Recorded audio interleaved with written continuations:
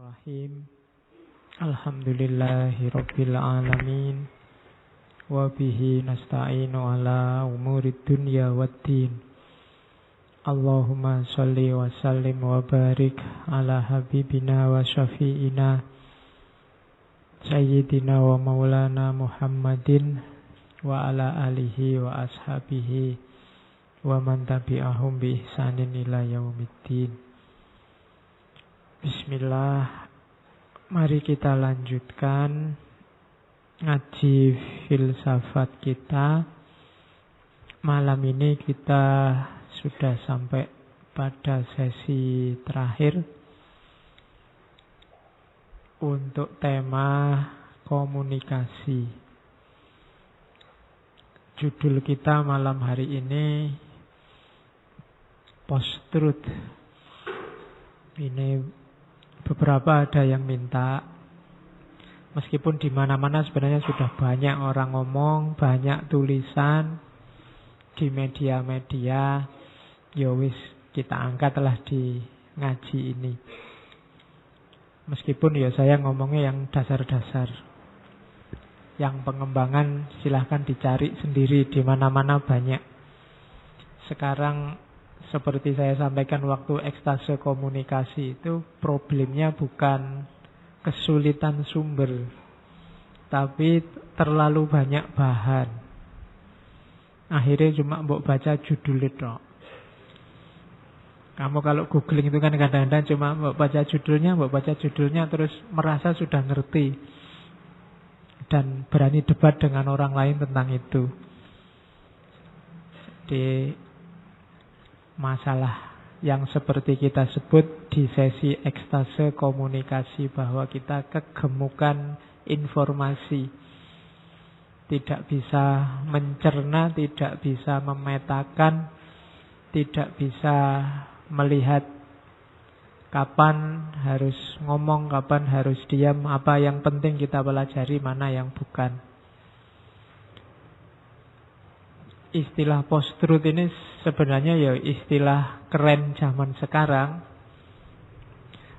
Kalau pakai terjemahan awur-awuran, kasar-kasaran, sebenarnya ya post-truth itu kalau letterlek sih pasca kebenaran. Tapi janjane kalau pakai basa Jawa itu post-truth itu ya sederhananya ngapusi. Ya cuma itu aja. Ya bahasa Indonesianya berarti bohong atau kebohongan, cuma itu aja. Ya mungkin orang zaman sekarang kan tidak terlalu keren kalau ngomong, mbok kamu jangan bohong, itu kan tidak enak. Wah, kamu sedang kena penyakit post-truth. Nah, rasanya luwih keren. Janjane ya karepe padha wae.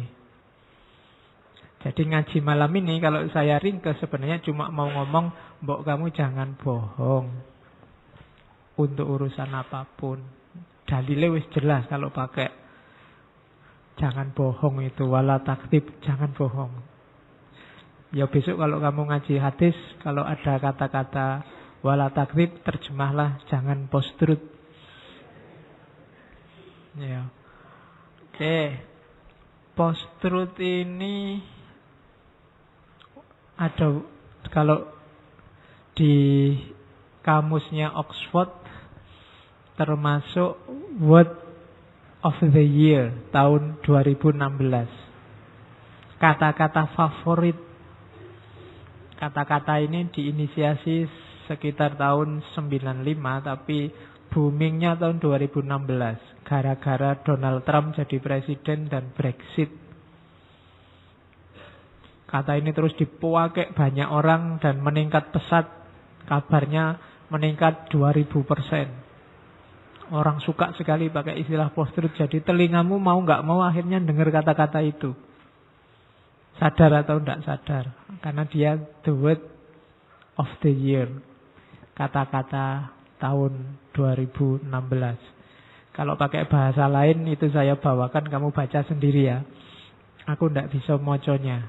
Pakai bahasa Spanyol, pakai bahasa Polandia, Perancis, Itali, Portugis, Denmark, Belanda, Jerman, Rusia, Swedia. Kamu lihat, kamu baca sendiri kalau bisa. Kalau tidak bisa ya post-truth saja. Itu kalau di kampusnya Oxford, definisinya describing situation in which objective facts are less influential in shaping public opinion than appeals to emotion and personal belief. Jadi post-truth itu adjektif ya, kata sifat, menjelaskan satu situasi kalau ada satu kondisi ketika fakta objektif less influential, kalah penting, kalah berpengaruh, tidak terlalu penting untuk in shaping public opinion, untuk membentuk pandangan masyarakat. Jadi yang objektif itu tidak laku. Kalau kamu ngomong faktanya ini loh, kebenarannya ini loh, itu tidak laku. Orang tidak terlalu percaya. Then appeals to the emotion and personal belief. Dibandingkan yang sifatnya emosional dan kepercayaan. Personal belief berarti kepercayaan pribadi. Jadi orang disodori fakta tidak terlalu percaya. Tapi kalau sudah menyangkut emosi atau keimanan, kepercayaan, isinya seabsurd apapun orang percaya. Itu post-truth. Jadi meskipun sudah jelas di depan matamu kenyataannya begitu, tapi kamu tidak percaya kalau ada misalnya orang lain ngomong sebaliknya, tapi dasarnya adalah emosi atau personal belief. Oke, nah itu situasi ini namanya post-truth. Ya, nanti kita jelajahi logikanya dari awal sampai akhir, bagaimana post-truth itu sampai kejadian sampai hari ini populer sekali, luar biasa. Jadi ketika kebenaran objektif, fact itu kan kebenaran, bahwa masjid ini warnanya hijau. Terus cuma saya itu fanatik sama guru saya. Kata guru saya, yang kayak gini ini tidak hijau tapi biru. Maka masjid ini sebenarnya tidak hijau tapi biru. Hanya orang-orang yang hatinya gelap yang melihat masjid ini warnanya hijau. Nah, itu post-truth namanya. Fakta ini wis jelas hijau, tapi fakta itu tidak kamu percaya. Yang kamu percaya mungkin gurumu, ustadzmu, atau kiblatmu siapa. Yang nah, itu jenis post-truth. Hari ini banyak berseliweran di mana-mana. Sudah jelas berkokok, itu kan harusnya ayam. Tapi kamu nunggu fatwa dulu. Jangan dulu, kita nggak berhak berfatwa. Yang punya fatwa yang sana, ini disebut ayam apa disebut kambing. Kalau fatwanya bilang kambing, ya itu harus kambing. Nah, itu namanya post-truth. Atau emotion. Emotion itu mungkin keterikatan kelompok, keterikatan individual. Mungkin pokoknya pacarmu bilang apa saja, faktanya kamu itu mungkin beli baju, menurutmu itu baju jelek sekali, tapi begitu pacarmu bilang, oh ini bagus kalau kamu pakai, pas, luar biasa. Misalnya kulitmu hitam terus pakai baju kuning ngejreng sama hijau, luar biasa. Kamu ganteng sekali kalau pakai ini. Jangan-jangan kamu ngerti secara faktual. Itu menyedihkan. Tapi karena dia yang ngomong, mesti aku ganteng. Nah, itu berarti kamu kena penyakit namanya post-truth. Jadi fakta objektif kalah oleh emosi dan personal belief. Dan ini banyak kasus gara-gara ini. Kemarin-kemarin kita menyebutnya hoax.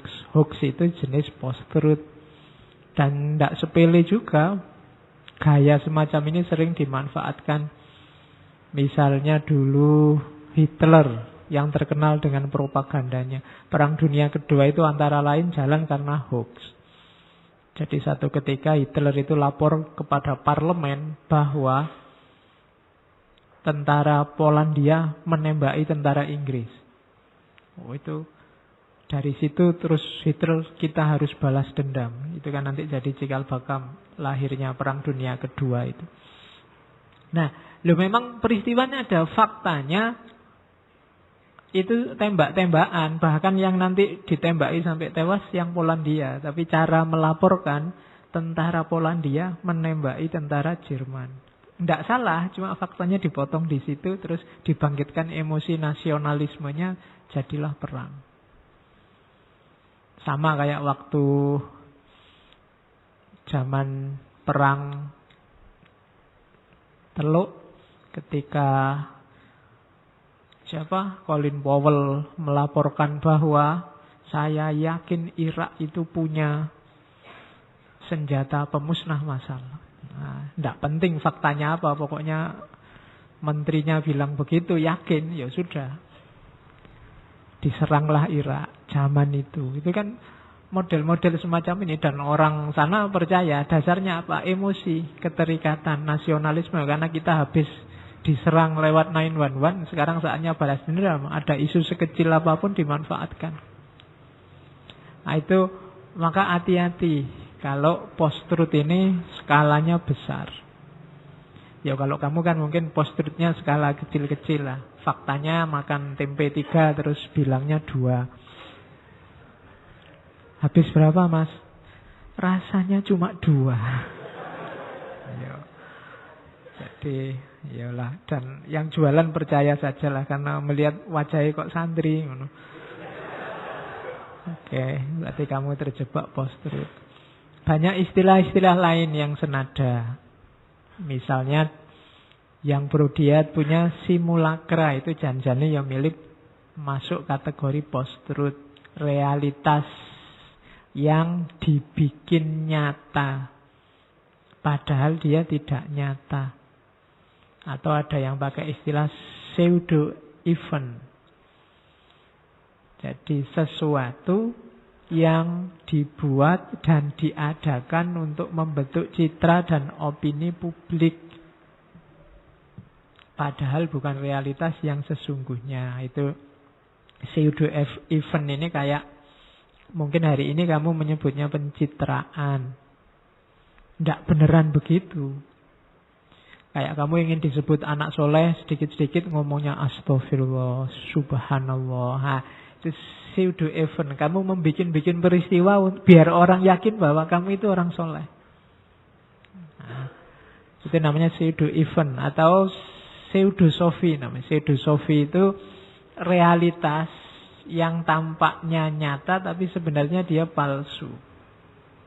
Dan masyarakat digiring untuk percaya bahwa itu nyata.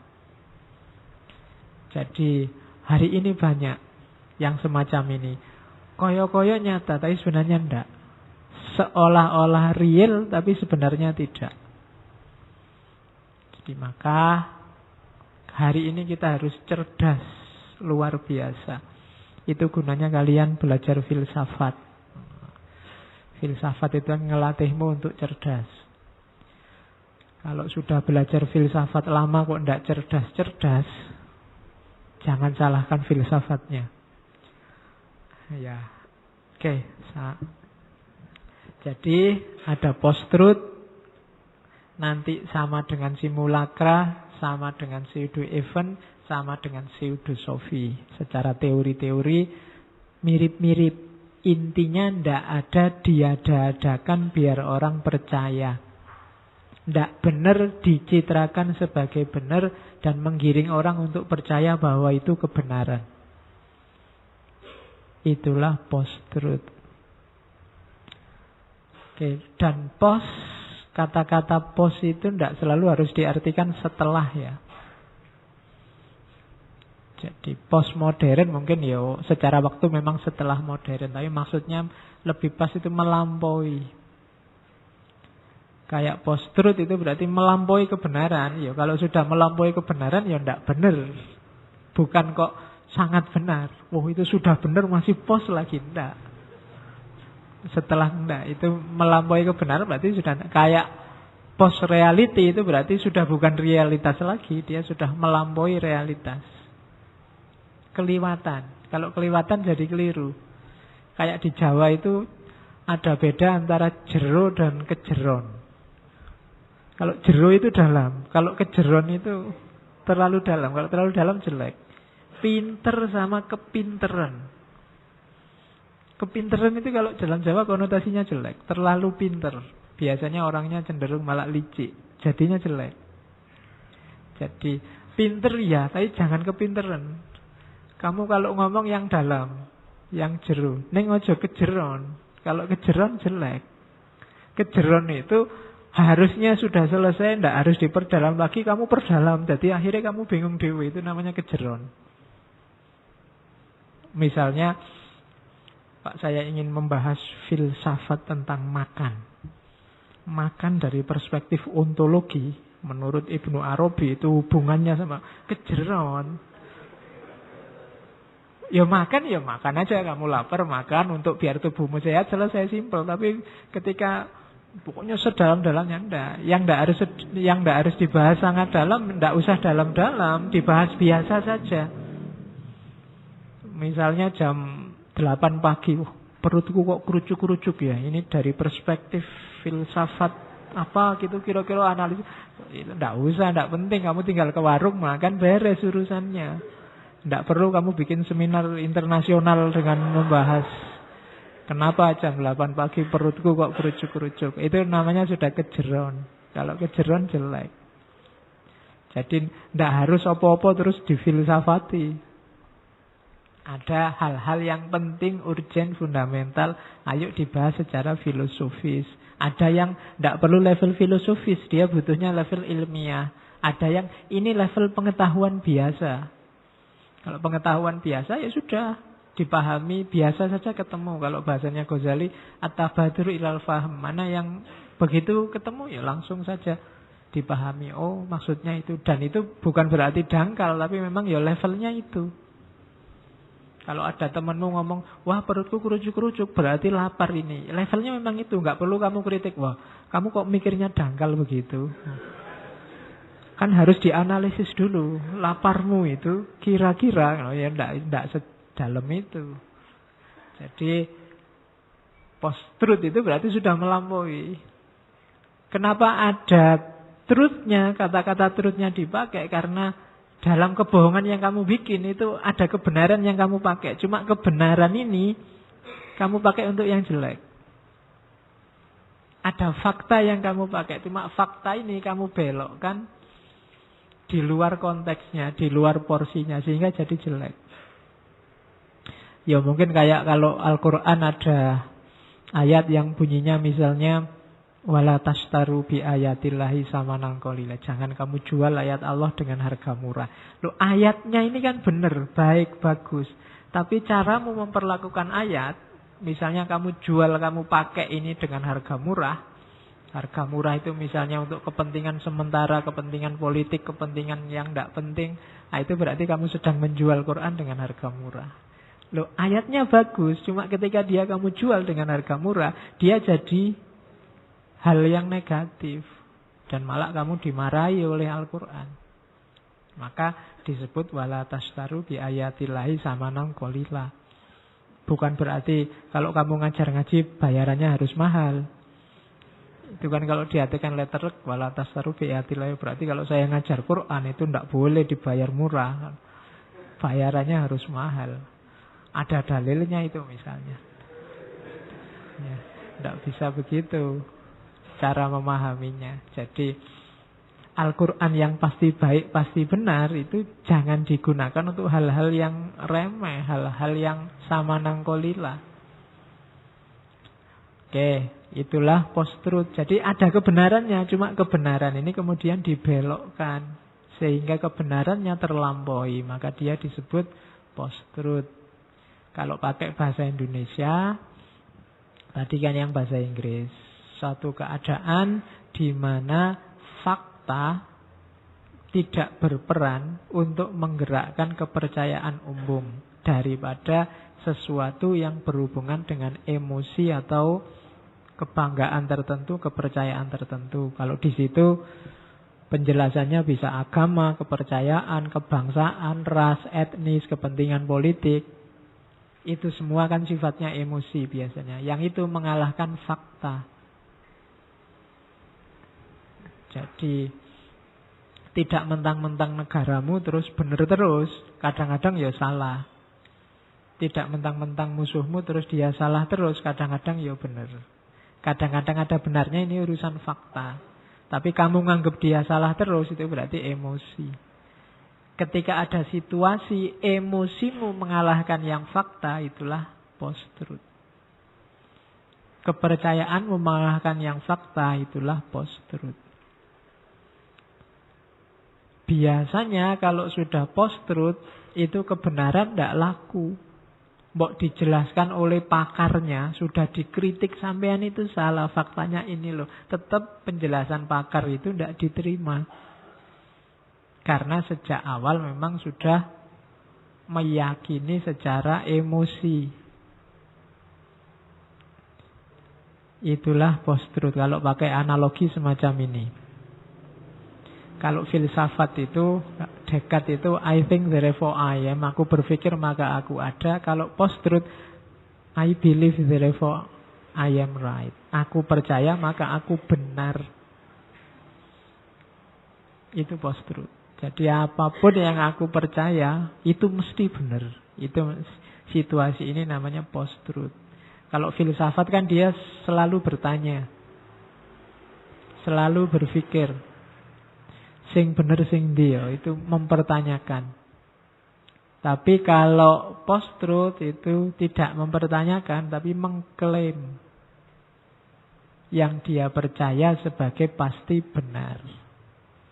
Kalau yang I think therefore I am, itu yang dicari apa? Kebenaran. Jadi kebenarannya di belakang. Kalau yang post-truth, kebenarannya di depan. Tapi digunakan untuk kepentingannya. Jadi bedanya di situ. Kalau orang sudah merasa benar dulu, ya tidak bisa diskusi. Karena dia sudah punya jawaban. Orang diskusi itu kan nyari jawaban, nyari kebenaran. Dia sudah punya, ya selesai. Orang yang kita ajak diskusi, orang yang merasa bahwa dia belum ketemu jawaban final. Kalau orang sudah ketemu jawaban final, ojo mbok jak diskusi, hasilnya gegeran. Itu yang terjadi di medsos-medsos. Lah wong orang sudah punya keyakinan, mbok tantang, mbok jak diskusi, ya rame. Kalau sudah dia final, ya sudah. Ajaklah diskusi orang yang masih I think, masih mikir.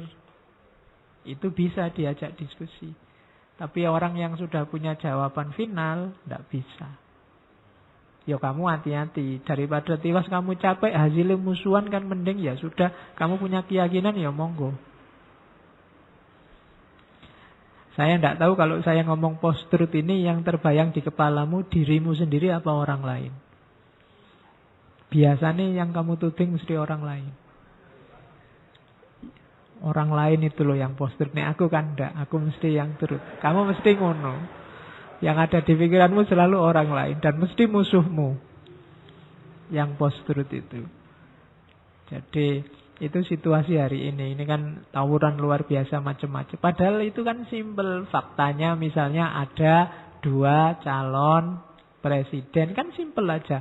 Ada yang suka calon A, ada yang suka calon B. Kan biasa saja tuh. Tidak ada yang istimewa. Cuma terus orang karena itu tadi memperdebatkan, mendiskusikan, saling menabrakkan apa yang sudah masing-masing dianggap final. Akhirnya sama-sama jatuh. Kalau sudah kehabisan bahan ya terus saling menyerang. Nanti kita belajar di belakang kesalahan-kesalahan logikanya sehingga lahir post-truth. Tapi sampai di sini kita ingat bahwa ternyata post-truth itu I believe therefore I am right. Aku percaya berarti aku benar. Kalau ada orang yang sudah punya sikap semacam ini, ya sudah dia final. Beda dengan yang sebelahnya. Kalau yang sebelahnya ini selalu mencari yang benar dan yang lebih benar. I think therefore I am. Terus, kenapa kok banyak orang ikut dengan post-truth, padahal itu tadi kan cuma bohong, cuma ngapusi, tidak faktual. Itu saya bawa quote dari Joseph Goebbels. If you repeat a lie often enough, people will believe it. And you will even come to believe it yourself. Kalau kamu mengulang-ulang kebohongan often enough, sangat sering, orang akan percaya kebohonganmu itu. Bahkan kamu sendiri akan percaya dengan kebohonganmu. Wong kamu yang ngapusi, kamu itu ngerti kalau kamu bikin kebohongan. Cuma ketika kamu ulang-ulang terus, orang lain jadi percaya. Kamu sendiri itu merasa kebohonganmu jadi kebenaran. Padahal kamu sendiri yang bikin. Tadi kan kamu yang bikin bohong-bohongan. Sekarang kamu sendiri ikut percaya bahwa itu nyata. Jadi yang tadi bikin cerita bohong, sekarang ikut-ikutan. Hari ini banyak. Saya dulu masih ingat zaman gempa Jogja tahun 2006. Kebetulan saya kok ada di Jalan Adi Sucipto itu. Banyak orang keluar gara-gara hoax ada tsunami. Orang tidak mikir betapa jauhnya dari Parangtritis sampai sini. Itu yang penting karena memang ada 1-2 orang yang teriak-teriak ada air, ada tsunami. Ketoknya memang niatnya nggak rusuh. Dan dia yang teriak-teriak ini justru yang lari duluan paling kenceng. Itu kan sama dengan orang bikin kebohongan, dia sendiri percaya dengan kebohongannya. Sekarang banyak yang kayak gitu.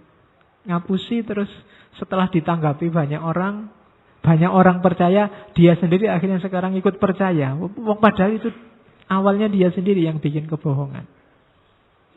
Nah, sekarang banyak yang kayak gitu. Mungkin kalian juga pernah ngalami itu. Karena sudah terlanjur bohong, akhirnya kamu pertahankan mati-matian seolah-olah itu kebenaran. Kayak kamu pamit, Pak, saya kemarin sakit loh Pak. Dosen ini tanya, bener kamu sakit? Iya Pak. Sekarang aja masih lemes. Terus mbok lemes-lemes ke. Terus kamu merasa jadinya kayak sakit beneran. Padahal sejak awal kan kamu tadi pinginnya acting sakit. Tapi sekarang gara-gara itu kamu ingin percaya bahwa kamu sebenarnya kemarin sakit beneran. Jadi, if you repeat a lie often enough, people will believe it and you will even come to believe it yourself. Kamu sendiri akhirnya juga percaya sama kebohonganmu. Oh, ini lebih unik lagi. Wong tadi sudah ngerti dia yang bohong, sekarang dia percaya bahwa kebohongannya adalah kebenaran. Nah, itu katanya Joseph Goebbels. Ini yang jadi dasar kenapa ya kadang-kadang sesuatu yang jelas-jelas jelek, jelas-jelas tidak masuk akal, tapi banyak orang percaya. Kenapa? Karena diulang-ulang. Coba dilihat modusnya berita bohong di medsos itu. Ketika dia booming, itu kan banyak orang baca, disebar kemana-mana, terus ada counter. Oh enggak, itu bohong, itu hoax. Selesai wacananya, tapi dia tersisa di kepalamu. Wah, anggap itu sebagai peristiwa kebenaran. Itu dahsyatnya berita bohong.